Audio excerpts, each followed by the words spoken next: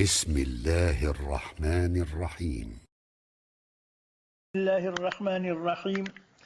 الحمد لله رب العالمين، والصلاة والسلام على سيدنا ونبينا ومولانا محمد وعلى آله وأصحابه وأزواجه وذريته أجمعين. حرمة مسلمان دغلر، السلام عليكم ورحمة الله وبركاته. Barınızda sağlık, hoşluk, kumaşı işlerinize üstünlük dile getmek bilen bu şerif Ramazan ayında olsa tutuyan ruzalarınızın, bu bitiriyen ayrı ibadetlerinizin, hayrat ve hasanatlarınızın Huda dergahına kabul olmağını Allah Teala'dan dileyerim. Hormolsan salamat bolun haq sağla siz edizin doğasın hem kabul etsin eglenmeni her sela çağını bolşiyali gelen hatlara tulfulara girşaylı. Olacak diye şeyli. Hormolsan doğunmuz Türkmenistan'dan hat harqali 4 soru bilen izlemtiler bu doğunmuz Nur Behelke Türkmenistan'ın Balkan vilayetinden bir hati sana qawşurýar inni jogap berseň minnetdar bolar. Olacak. Bir doğanımız özünün arasın bir neçe soruguna başkasına aittirler ki bir kişi zenanısını talak eden olsa aya şu talak eden zenanısına üsürünü ya zekatını verip bilyer mi? Hürmetli doğan Nuri Behelke. İnha bir adam özünün heni şu zenanısı vaktinde zenanısı kaki şuna üsürünü zekatını verip bilmeye. Ve şu zenanını talak eden olsa talak edenden sonra da onun iddeti var. Taş öptet geçense de ona üsürünü zekatını verip bilmeye. Çünkü ama son öz yananısına bir adam üsürünü zekatını verip bilmeye.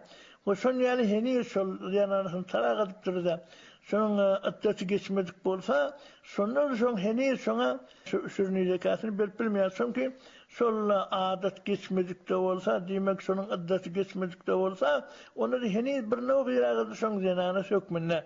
Biz ona göre ol sol talak eden zenanasına öz zenanası kalki asla onun üsürünü zekatını verip bilmeye ve sonra son ötesi geçmedikte olsa henüz de ona saklanmaklığı gerekli onun zekatını üsürünü ona verip bilmeye ama ötesi geçenden sonra diye ol kamilen keseki oluyor. Onun zenanası da bir hiç verse de şeyle bunun surasında onun üsürünü zekatının bir garip zenanı olsa o üsürünü zekat degen sonra üsürünü zekatını verip bilyer. Ve bu hürmetli yine bir soruna aittirler. Bir ziyarete, mesela bir neyse adamlar bariyarlar. Ziyaret etmeye. Şu ziyaret etmeye baranlar, sol yerde onu ziyaret etyerler. Bu şeyleri bir neyse moğladır, ahunla bariyar. Ol baran ahun moğla, ol baranlara kadar dua et beriyerler. Çünkü ol baranlar, kendi doğanlarını uğrun bilmeyensen nedir dua etmeli, ne mi okumalı, ne mi demeliğini bilmeyerler. Ona göre baran ahundur, moğladır, ona şöyle baran adamlara şöyle dua edip beriyer. Ve şöyle için kadar şeyle dua etmekliği hem ihtiyarı hem öğretiyarı hem de şeyle dua etler. Yani şeyle bunun suratında şöyle baran adamlar da yine şöyle ahun moğlu köylere dua edip beriyer. Şöyle bir miktar pul bir zat bere gayar. Yani şu vermekliği aya doğru bolyar mı? Hürmetli doğan. İnni şidre bunun suratında şöyle bir neyse ahundur ya moğlu dua edip berenler onların sana hiç günü gözünün aralarını yok. Yani bana pul versen dua edecek diyenler de yok. Böyle bunun suratında onların demek şöyle beylik adamların onlara şöyle pul bir miktar bereğamaklığın ne bir işgal yok. Yani eğer şart etsen ben sana dua et vereyim. Bir şart ki sen bana falan sistemden pul ver deyip şimdi şart kurdun etse evinden şöyle pul vermekliğini şöyle karar etse böyle bunun suratını yok. Onda pul verip de dua ettirmek bir doğru değil. Çünkü dua diğerleri pula satılmayar. Ona göre onu şöyle pul vermeli bana deyip de şöyle şart edip de dua edip sonra da onun da sana şöyle pul vermekliği doğru değil zaten en doğru değil zaten enzam vermek. Ona göre böyle olsa doğru değil. Yani böyle gurrun aralarını yok. Yani onu ahundur ya moğla yine şolarga şöyle bir miktar dua et vermene diyene onları dua et veriyer. Onun hiç aralarında bir gurrun yok. Bana pul vermeli diyen ya böyle diyen ya şeyle diyen. Onu da onun bir zat bere gayar. Bersen o da ara gayar. Böyle bunun suratına onun bir işgali var deyip olsak değil. Ve ama bir hürmetli doğanımız yine bir sorağına aittirler. Bir zat yok adam yani bir garip adam kurbanlık vakti gelende kurbanlığa boyuna düşen yok. Son zatı yok bir garip adam. Ondan dışı bir zatı kurbanlık çalagayar. Bir koyundur ya geçidir karal ya bir sığır kurbanlığı diye o da sana bir ülesine giriyor da şeyle kurbanlık çalar yer ay yüreğinden ay menden bu hi olmasa hem kurbanlığım olur hem de etinden yerinden maksat bilen şeyle bunun suratına o bir nezreden zat yok. Yani nezretmedik bolsa yani evinden bir kurbanlık çalmak men boynuma lazım olsun deyip nezreden zat yok. Biz şeylik biliniyor ne kurbanlık vakti geliptir bir de kadar son vakti bir şeyler kurbanlıkla çala kaptır. Onun şeyde çalan kurbanlığından onun etinden özünün iyimekliliği oğullarına yedirmekliğinin işgali yok. Ama eğer nezreden olsa yani bir kurbanlık çalmak men boynuma lazım olsun deyip bu sonunda her veratta son tatlı şeyle kurbanlık çalamazsa onun etinden özüm ip bilmeye onu bir bayağı adama da iyidirip bilmeye bir garip bir şurada degen garip adamlara ol berip de şonu iyidirmer oluyor. Çünkü o nezredenden sonra o Huda yolunu sadaka etmekliği nezredeceğim. Ve sadaka etmekliği nezredenden sonra onu bir bayağı adama da yine sonundan berip bilmeye. Hatta son öyle imeli de belki onu başka bir yerine vermeli ve beriyen adamlar hükmen şurada degen garip adam olmalı. Yoksa onu başka bir bayağı adama da hatta bir bilmeyen, özü onu ip bilmeyen şeyle nezreden bolsa. Ama nezretmeyen yönü kurbanlık gelip de orada kadar son vakti eline bir miktar pul geldi de bir kurbanlık düşerlik pul verdi ya ol verdi kadar şeyle bir kurbanı çallı böyle bunun suratında şu kurbanın etinden öyle ip biliyor. Başkaları da berip biliyor, oğullarına da yedirip biliyor. Onun bir işgal iladı yok. Özün giymekliğinden ya başka bir gariba ya baya garip olsun. Şöyle onun vermekliğinin işgali yok. Şöyle nedir etmedik bolsa. Ve ma bu hürmetli özünün ahırıncı ve dördüncü soruna ayıptırlar. Yine Ramazan ayına ağzımız arada sonra bir neçeler gün yastığın o azan çekerler ve şeylik bilene ağızlarına açarlar. Ama bir neçeler sonu doğru değil diyecek oluyor. Çünkü gün hükmen yasmalı onun söylesi bir miktar kadar gözden gitmeli. Yani gün yaşanan günün özünün esker yaşanan sonra bir 8 dakika geçip de onun söylese şeyle yaşmalı. Ondan sonra azan çekip de ağzını açmalı diyor. Şunun hayşı doğru oluyor deyip. Hormatli doğanımız Nuri Behelken. İnha bizim mezhebimizde şeyle ki bizim belirlen mezhebimizin ayrışına göre sizlere ki bir adam arada ayında günü esker yaşanını görse şu günü ki gözümüze görünüptü sonra evinde bir rada kapat bolan zadı yok. Sen evini kapat bolup da kökülmen durun ya bir zat durun zat yok. Evin açık sonra esker görüyen kişi görünüp durun gün esker yaşlı. Şu esker yaşıp da sen gözünden gitti mi tekleyin aydıp. Sonra senin ağlın açmaklığa ve ağlan çekmekliğe ezadan var. Sonra ağlanı çekagamalı ve ağlını da açagamalı. Onun söylesi yetmeliğin görünüm yok. Çünkü demek şöyle günün edil öz yaşmalı. Öz yaşıp sen gözünden kavat bolsa sonra sen ağlanı da çekagamalı ve ağlını da açagamalı. Bizim meselemize şeyler. Olmazsa salamat bolun inşallah bir nur doğanmız hem öz aratan sorularının cevabını eşitip de hayırlanan bolsunlar enni tulfunma eştayli. Bolcak eştayli. Alo selam. Akun yazında bu sualım vardı. Sualım şu ki ben kaynatam 80 yaşında kalbindeki emel ettirdim. Doktor'daki emmelatın peril etti. Şu aradat nedir oluyor? Ayet soğuluyor mu ya tutmalılar mı? Şunu bir açıklap verdim. Birçok minnettar olacak. O ben hemen teşekkür için vağın ilgilağının. Esselamu aleyküm radyaklı oğlumu. Kalbin demeli. Aradanı minnet forum tutmalığı akacağım. Ma ait terasa evre minnettar olacak. Hoş Allah yarım olsun. Hormatly ustad, iki tulfun meňzeşrek bolansaň soraklaryny, iki tulfuny bilelikde eşitdik, soraklaryny eşitdik, inni jogap berseňiz minnettar bolarsyz. Doğru. Bir hormatlıların arasına sorular. Dediler ki men kaynatam 80 yaşında kalbin emeliştirdi. İnnon arasmaklığın bir miktar gurrunu var. Aya şöyle şeyle halatta arasını tutmalı mı? Yok ya arada tutması da boluyor mu? Valla doğanlı benim kalbimi emeliştirdim. Aya ruzami tutmalı boluyor mu ya tutmasam da boluyor mu deyip. Hormatlı doğan. İnha ağzın açmaklıktan biraz nahoş var, ağzın açmaklık var. Ve bir de yaşın ulaşıp yaravun azalıp da ağzın açmaklık var. İnni yaş uluyan hakkında kitapta aytlar ki bir adamın yaşı ulaşanmasa ve özü de yarağı da bulmasa, yani bir adamı ki hem zayıf hal hem yarağı yok, hem de yaşlı olurdur. Yaşlı takriben 60'tan geçiptir ve özde yarağı da yok. Şimdi mümkün bir adam yaşı 60'tan geçiptir, belki şayet 70'ten de geçiptir. Ama yarağı var da yok, hiç güne müşkül yok, aratmaklıkla, hiç merişilik de yok. Ya mesela bir zayıflık da yok, aralarını dayavılık bile tutmayacak. Böyle bulan suratında yaşı 70 yaşlarında olsa tutmalı. Onun tutmalılığının hiç güne gözünü yok. Ama bir adam hem yaşı olup hem öyle zayıf olsa, tutmaklık mümkün olsa, böyle bulan suratında onun hem zayıf hem yaşı olup olanla onun ağzını açmaklığa ecazesi var. Yani şeyh-i fani diyar. Şeyh-i fani de şeyh diyene yaşlı neydi? Fani diyene hali gidişen, hal kuvveti gidişen. Biz yaşı hem olup hem hal kuvveti gidişen olsa onun inni ağzını açmaklığa icazı var. Yani yaşı 60'tan geçen ne olsa ol eğer zayıflanıp ol ente kanazıyla ağaçlığı tahammül etmeni bir miktar ağaç olağasa ona cüzdan bulmani şücre bir hanısı olsa öyle yaşlı tane 60'tan geçip duruyorsan onun ağzını açmaklığa icazı var. Ama eğer yan kaçımı diyanak yaşı 70'ten de geçiptir. Onun dayav hiç güne kıyınçılığı yok aratmaklıkta. Onun ağzını haddilemken açmalı değil. Onun arasını tutmalı. Gerçi 70 yaşaptır. Ama onun sağ salim özü dayav hiç güne zayıflığı yok. Ve arasını tutup bilyar. Şöyle bunun suratına ona bir kıyınçılık olmayar. Böyle bunun suratına onun ağzını açmalı değil oluyor. Ama marizlik diye bir zat var. Bir adam mesela mariz oluyor.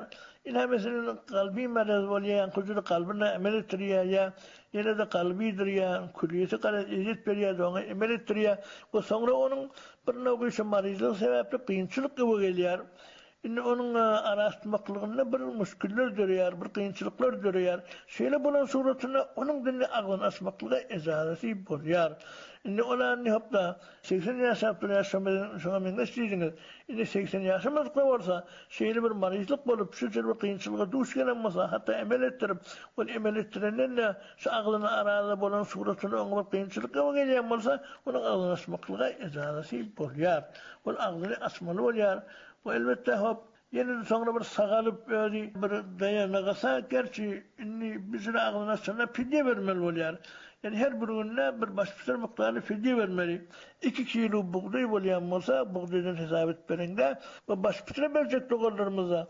İnni hopta her kimin haline göre vermeli. Eğer hali kanimetrak bir bay barındırak olsa onu arpadan vermeli hi olmani ya karacürümden vermeli ya hurmadan vermeli. Deli her kim özün bağrına göre. Ama bir garip adam kan zatı yok özüne kadar sizler başpıtır boyununa bolyar vermeli bolyar. Şöyle özünün tafanından hesap edip verir olsa o şeylik bilen mesela hamana aradan hemmesini açagasa onu aradan hemmesini açan suratına kadın şöyle hesap bilen ol her bir günde başpıtır miktar vermeli. O şeylik bilen şöyle vereni şuna aynı arada oluyor. Yani hatta sizlere müşkülü olup kıyınçılık olup da fidye veren adamlardan sonra birden dayanlı, sağallı, hali, kuvveti, kavvallı, dayavvallı böyle bunun suratında sonra da olsa onun kazasını almalı. Hatta her bir günde fidye veren ne olsa sonra sizlere dayav, sağ, sağlam bulan suratında şöyle açan güllerinin kazasını almalı diyor. Ama sonra da yok bundan dayanıp bilmedi. Sonra duravara peselli dayanıp bilmedi. Böyle bulan suratında şöyle her bir günde bir başpısını miktarlı versen şunun aynı arası oluyor. Hormatlysan salamat bolun milletler yine telefonma eştayli. Bozok eştayli. Ahun nedimden bir daha soracak men birine kızıl verdim. Beren adamım da şonu 30 yıl 35 yıl ver idine beren o. Başka birine pas verdiler bana vermeli bollu. Şon bana hukumu nazirek. Şonun dikkat vermeli olsam nazirek bolya. Ya o vermeli mi ya men vermeli mi? İkinci sualım. Men şilavaşuya haram halal saylaman oklaya. Şonu yuwanda nazirek bolya. Öl halallap çıkarya ya ölün halallap vermeli mi? Sizin de elin ağırmasın sağ olun. Bana zahmet çekýäňiz, hizmet etýäňiz nädime? Olsa bu telefonu dinledik ayal doğulmadan beri 2 soru bilen yüzlemtiler cevap sizin. Bozok. Bir hormatly ayal doğulmaz özünün arasından sonra onun başkasına aytdılar ki men bir kişiye bir miktar kızıl amanet verdim. Menden şeyle amanet aldı. sonrasını bilerini. Ama neçe vakt geçti ol seni bilenok. Hatta ol başka bir adama havale etti. Şu falan adam hükmen sen amanatın birer deyip. Ol hem bilenok deyip. Şimdi sonun zekati, zati necine oluyor? Ol ni bana bilenok. Sonun zekatını men bermel bolyarmy ya şol alıp da şonu henizde bermen saklap beren şo bermel bolyarmy şunu bir açıklasanız deyip. Hormatly ayal doğan. Ha siz birine şeyle kızıl beren bolsanız şu kızıl deyip amanat beren bolsanız her vakit siz şu kızılı almalı. Şu kızıl sizinki. Indi şu kızılın ber deyip de şu taraftan şunu işlep bilýäňiz.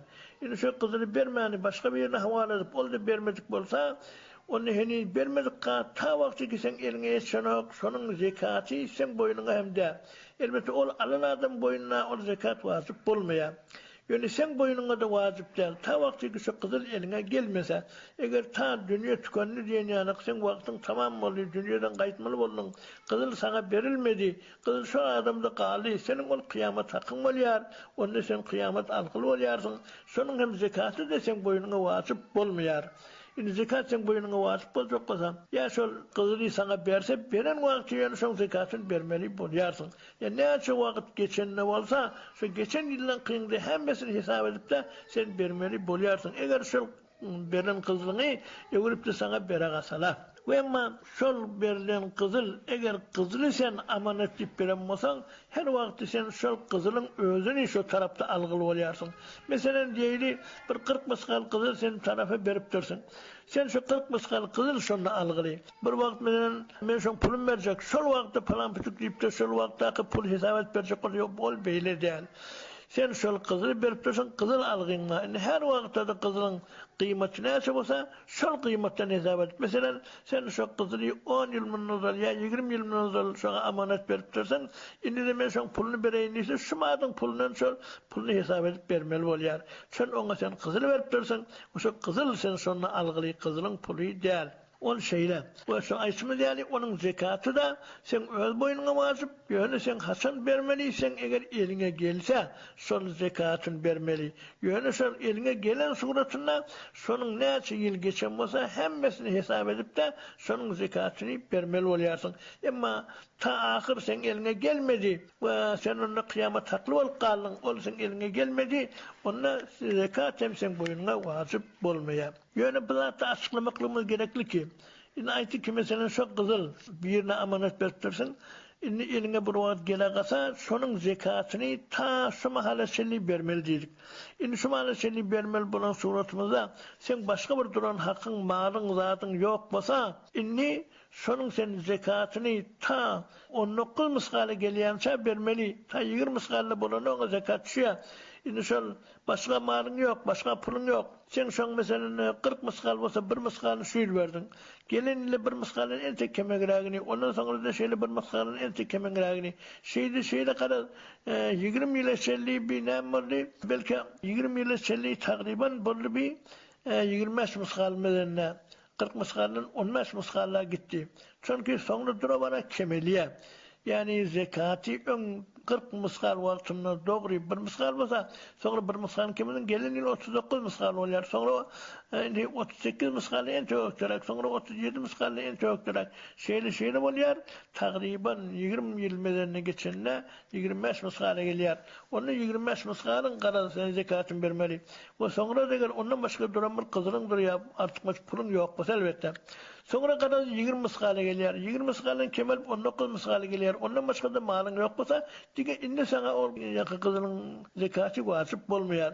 Bunu da inşallah şu tarikada hesap edip de onu enzam verirler. Ve ama bu hormatlı uyamız yeni bir sorunu ayıptırlar. Biz egilmesimizi labas suyu bilen uyuyoruz. Yani şu labas suya haramdır, halaldır. Hem egilmesleri oklayarız. Ay şunun özü halallardır deyip. Aya sol halal haram hemmesini bir labas suyu oklasak o sonunda yugulup da indi çıkıyor. Sol egilmeslerin hemmesi halal boluyor mu ya bolmuyor mu? Hormatı uya. Doğruda sen görmeli ki sen labas suyu ne tarikada labas suyu? Aya sol oklanan labasların hemmesini 3 mertebe sıkıyor mu? Şimdi bir neçe labas suyular var, sonra aylapta kamilen sıkıyor. 3 mertebe sonra şeyle sıkıyor. Eğer şeyle sıkıyor olsa önkü necis eginmesler de hemmesi halallanýar. Emma eger şol sıkmayan bolsa, ýöne ýuwakda onu sonra alyp da özüň sıkmaly bolsa, onu ýok, onu ýuglaryndan sonra çykaryp da özüň 3 mertebe üstünden bir miktar suw guýup da sıkyp, onu şeýle halallamaly. Onu şeýle halallamak gerekli. Eger şolra sykýan bolmasa. Hormat olsun, salamat bolun, minnettar. Soralara jogap bölümde berilen wagtym gutorup bardy. Taňar ýalhasyn. Bolýar, hoş salamat bolun. برای مشاهده ویدیوهای بیشتر به کانال یوتیوب سخنرانی های علمای ترکمن سر بزنید، مشترک بشید و منتشر کنید، اجر ببرید.